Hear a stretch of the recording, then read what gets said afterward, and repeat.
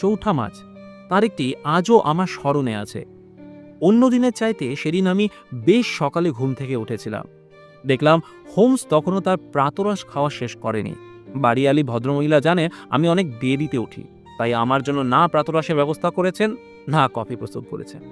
আমি ঘন্টা বাজিয়ে তাই জানিয়ে দিলাম আমি তৈরি। খবরের কাগজ খুলে সময় কাটাতে লাগলাম। আমার সঙ্গী ততক্ষণে টোস্ট চিবোতে শুরু করেছে। একটি আর্টিকেলের তলায় পেন্সিলের দাগ কাটা দেখে আমার চোখ সেটাকে গিনতে লাগলো। খবরের শিরোনাম ছিল দ্য বুক অফ লাইফ, যেটাতে বলা হয়েছে কোন পদ্ধতি অবলম্বন করে একটি ব্যক্তি পরীক্ষায় সফল হতে পারে।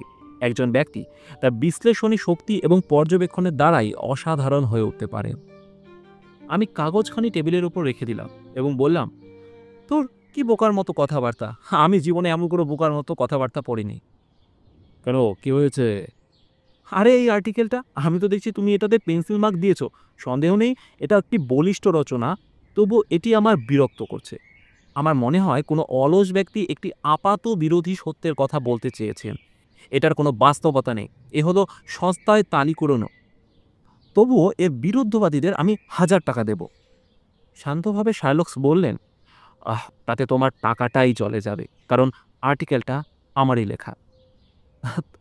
তোমার লেখা? হ্যাঁ, আমি যা ব্যক্ত করেছি তা সম্পূর্ণ কাল্পনিক, তবে এটা প্রকৃতই বাস্তব। আমি এর ওপর আমার রুটি মাখনের মতো নির্ভর করি। কিন্তু কিন্তু কিভাবে? জানোই তো আমার একটা কাজ আছে, আর আমার মনে হয় সেক্ষেত্রে আমি একা একমাত্র। আমি একজন গোয়েন্দা, যদিও তুমি সেটা জানো। এই লন্ডন শহরে বহু সরকারি গোয়েন্দা আছে, তাছাড়া প্রাইভেট ডিটেকটিভও আছে। তবুও যখনই তারা ধন্দে পড়ে তখনই তারা আমার কাছে ছুটে আসে। আমি তাদের সাহায্য করি, তারা আমার সামনে সমস্ত সাক্ষ্য প্রমাণ হাজির করে। আমি তাদের আমার পদ্ধতিতে সাহায্য করি। সমস্ত অপকর্মের পেছনে পারিবারিক সম্পর্ক থাকে। তুমি যদি হাজারো কেস দেখো তবে এর সত্যতা অনুধাবন করতে পারবে। লেস্ট্রেড একজন খ্যাতিনামা ডিটেকটিভ। ইদানিং তিনি একটি জালিয়াতি কেস নিয়ে হাবুডুবু খাচ্ছেন, আর সেজন্যই তিনি এখানে এসেছিলেন। আর ওই অন্য লোকগুলি, ওরা কেন এসেছিল? ওরা ওরা হলো অনুসন্ধানকারী দল। তাদের কেউ কোনো না কোনো সমস্যা ভুগছে, আর তার নিরসন করতে এখানে তারা এসেছে।